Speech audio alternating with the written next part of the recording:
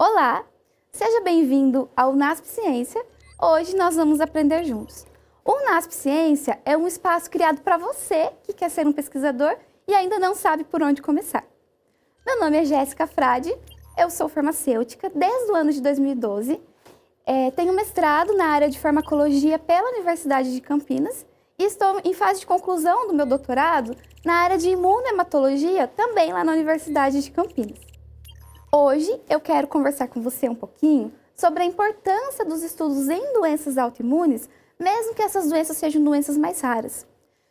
Para a gente começar, então, a nossa conversa, eu preciso mostrar para vocês como que funciona o sistema imunológico. Às vezes você ainda não ouviu falar dele. O sistema imunológico é um sistema especializado no nosso corpo, que tem como função reconhecer os invasores que não são bem-vindos e combater infecções que esses invasores podem causar. A partir disso, então, nós temos a sobrevivência do nosso organismo. Para que o nosso sistema imunológico funcione, nós temos alguns conjuntos de células que são divididos em imunidade inata ou natural e a nossa imunidade adaptativa.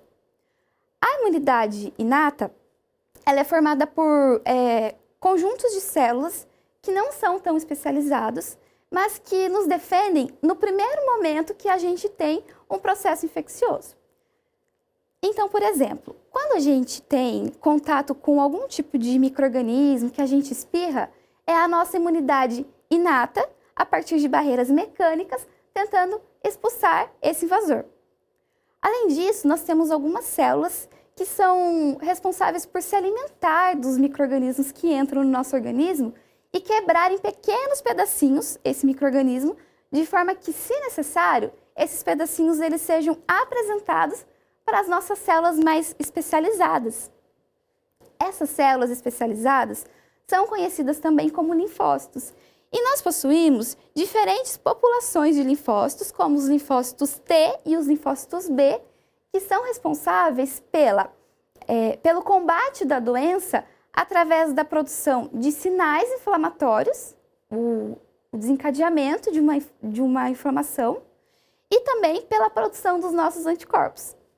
Nos dias de hoje, a gente fala muito sobre vacina, por exemplo, e sobre anticorpos devido à Covid-19, que é uma doença que tem lá um contexto também imunológico. E então, talvez você esteja um pouquinho ligado na importância e no que são os nossos anticorpos. Basicamente, esses tipos de células dessa resposta imunológica mais especializada, nossos soldadinhos que são soldados de elite, podemos dizer assim, eles passam por um processo de diferenciação. Como eu falei para vocês, nós temos os linfócitos do tipo T e nós temos os linfócitos do tipo B. Os linfócitos do tipo B, a partir do momento que eles entram em contato com alguma substância que não deveria estar no nosso organismo, eles recebem um sinal e eles começam, então, a se diferenciar em tipos diferentes de soldados para a batalha. A gente tem os nossos linfócitos, que são linfócitos da classe, da família que vai produzir uma resposta inflamatória. E aqui nessa parte azul, você pode ver alguns tipos de linfócitos que são responsáveis pelo processo que vai reverter a resposta inflamatória. Então, a gente tem um conjunto de células que são células efetoras e a gente tem um conjunto de células que são células regulatórias. Por que isso acontece? Basicamente, esse conjunto de células que tem como função uma resposta imunológica e imunomodulatória, eles precisam ser, em algum momento, desligados. Então, a partir do mesmo momento que eu tenho células que vão promover um processo inflamatório, uma resposta imunológica contra aqueles pequenos invasores, eu também preciso de células que são responsáveis por dizer assim para aqueles soldados que combatem infecção: para aí, meu amigo, precisa mais não que está tudo certo. Essas células regulatórias e essas células que são efetoras, elas vivem no nosso organismo num processo que a gente chama de tolerância imunológica. Da mesma maneira que a gente possui células responsáveis pela promoção da inflamação e da resposta imunológica, nós temos as nossas células regulatórias que têm que evitar essa resposta imunológica. Quando eu tenho uma quebra nessa tolerância, eu tenho mais células que estão promovendo uma resposta imunológica ou mais células que estão evitando que a resposta imunológica aconteça, nós temos um processo que se chama quebra de tolerância. A quebra de tolerância não é bom para o nosso organismo, porque faz com que nós começamos a desenvolver doenças autoimunes. O que isso quer dizer? Quer dizer que chega um momento que o seu corpo ele para de reconhecer as suas próprias células, que são conhecidas como linhagem self, as nossas células self, e entendem que aquelas células não te representam mais, não são suas, são não self. E então nós temos um ataque aos nossos próprios soldadinhos.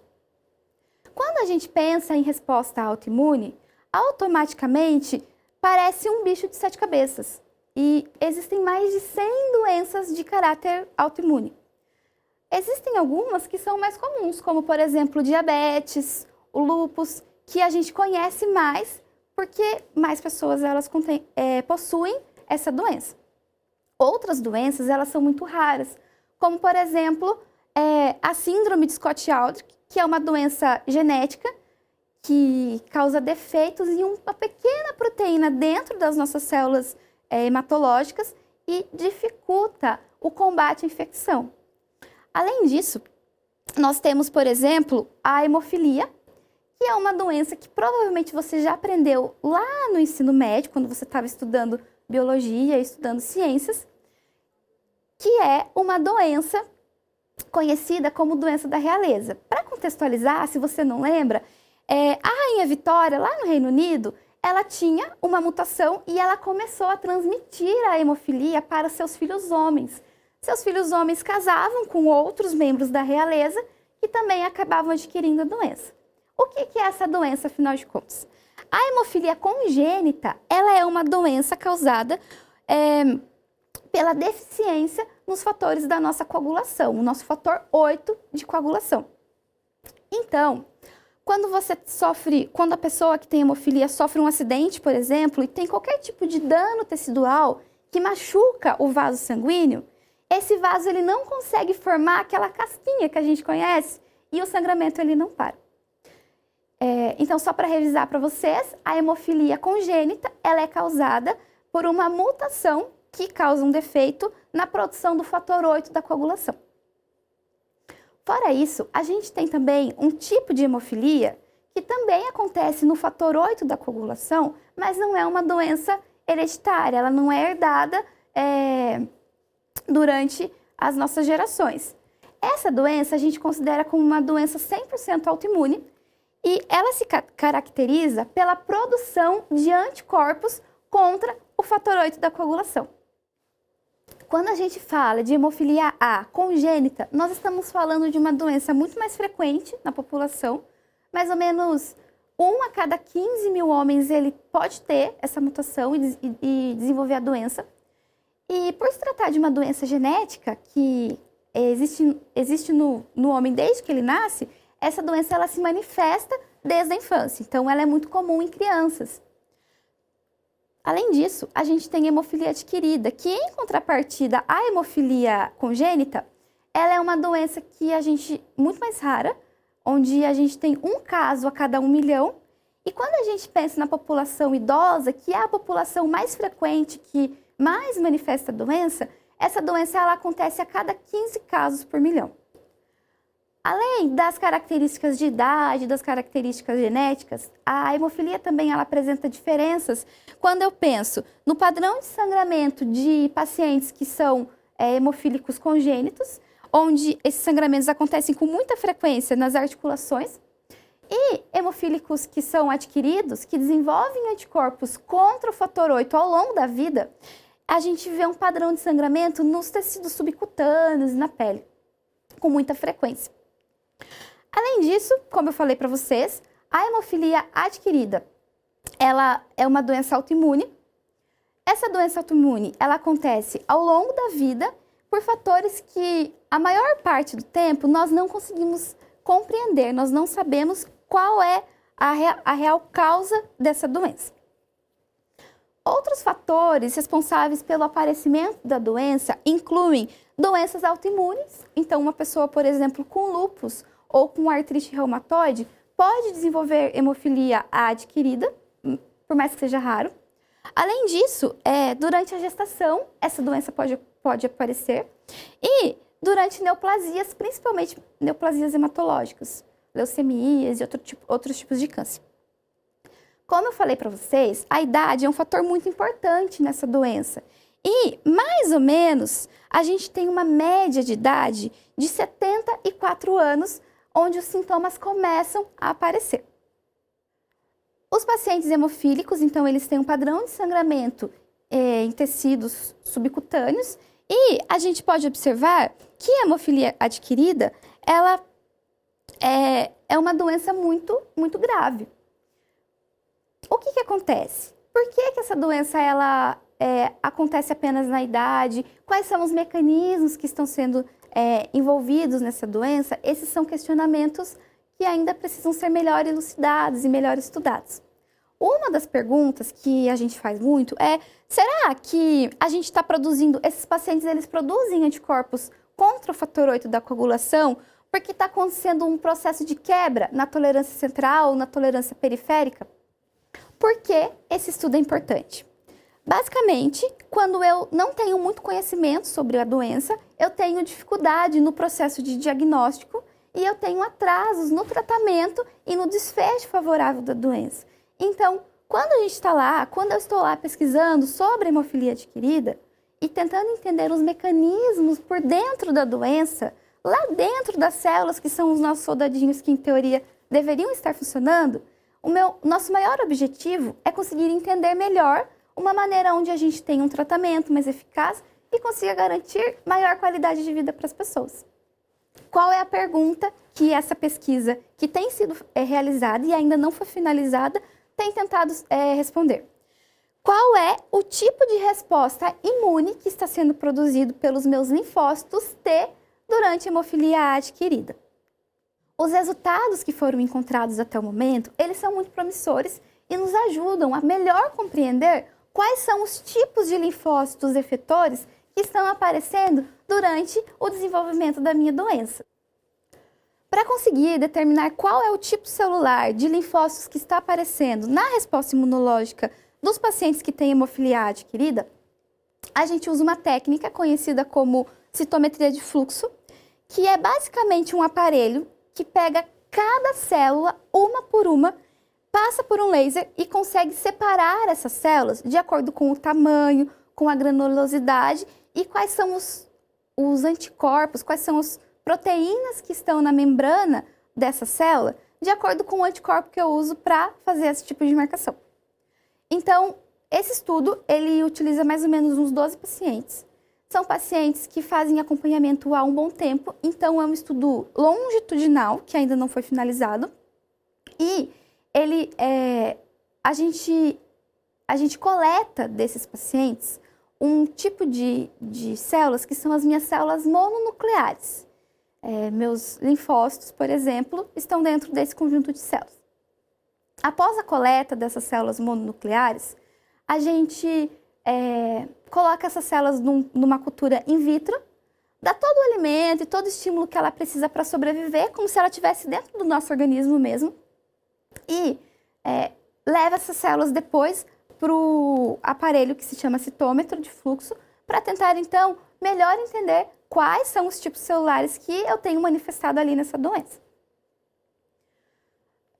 A caracterização dessas células, ela basicamente acontece pela marcação de interleucinas que são produzidas.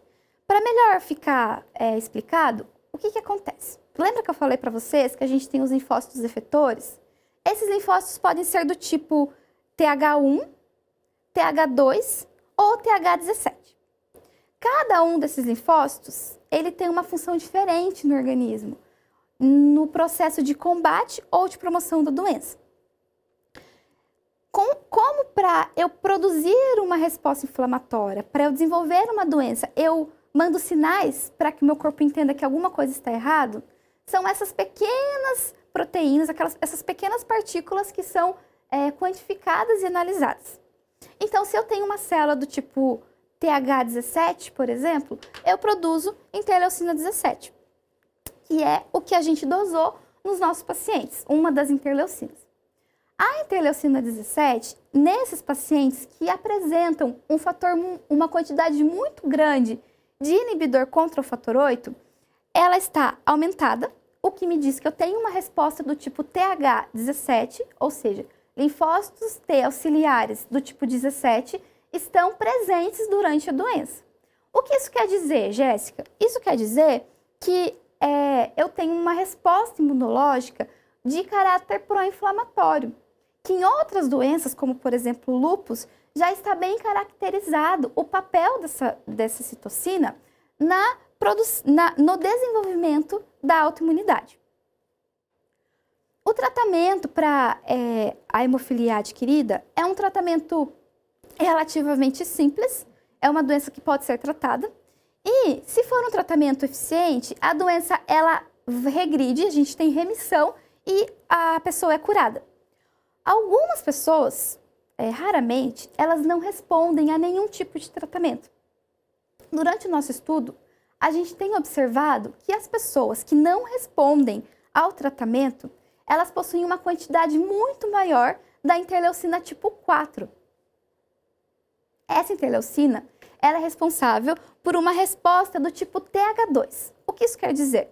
Que os meus linfócitos auxiliares do tipo TH2, eles estão aumentados apenas nas pessoas, nos pacientes que têm uma doença onde eles têm uma recaída depois do tratamento. Essas células TH2, elas têm um papel muito importante na produção de anticorpos.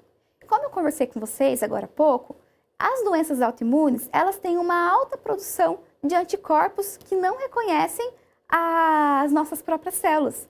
Então, isso pode ser um indício que ainda precisa ser melhor estudado, mas que me mostra outro tipo de célula imunológica que está participando dessa doença, principalmente em casos onde os pacientes não têm sucesso no tratamento.